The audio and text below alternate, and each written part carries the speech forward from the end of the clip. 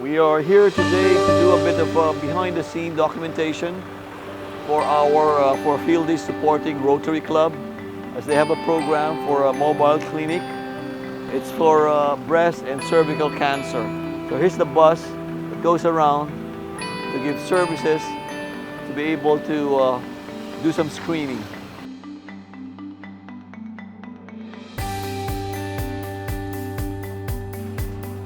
Dito, kita mo na yung ano, wala na yung cover.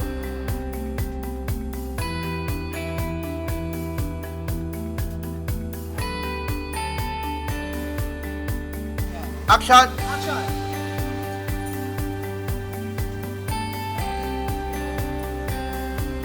And one more. One more.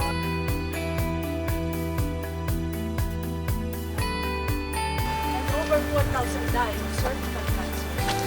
Source, Globocan 2020. This alarming. Sorry. Cut, sayang.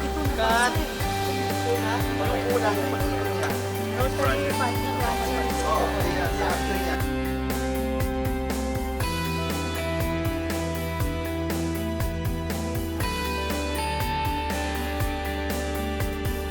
And action! Rotary fighting cancer, saving lives.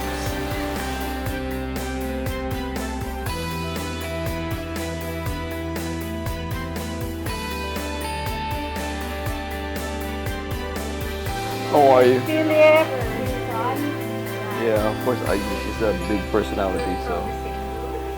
Rotary. Rotary, yeah. And I invited him pro bono to take our video. Yeah, just to do a behind the scene.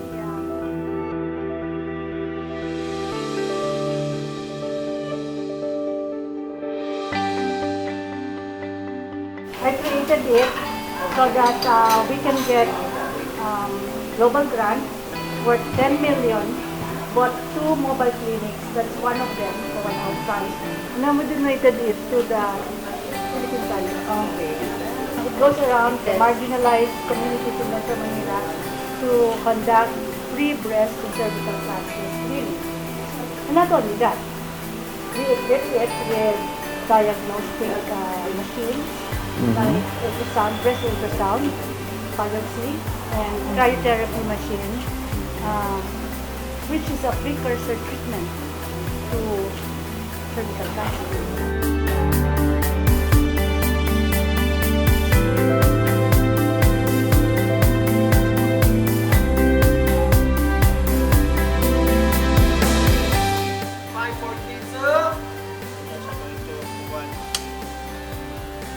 Urong ka, konti angel sa left mo. So, okay. Sobra. Oh, ayan, okay na. Action! Action!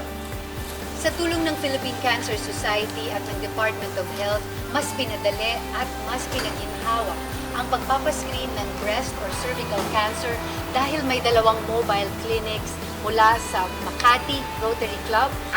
Rotary Club of Makati! Mula sa Rotary Club of Makati!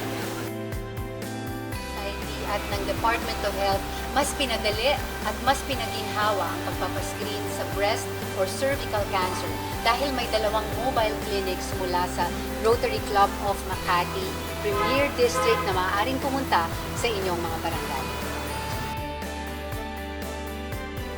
Kumpleto ang kanilang mga gamitan.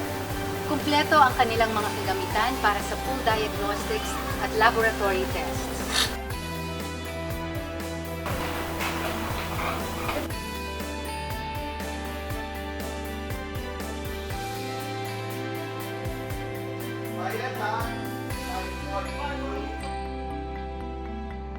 Si nanay ang unang bumubungad sa atin sa araw-araw.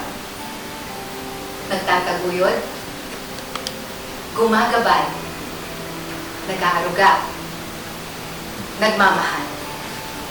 Pero paano kung dahil sa breast or cervical cancer, mawala si nanay sa ating team?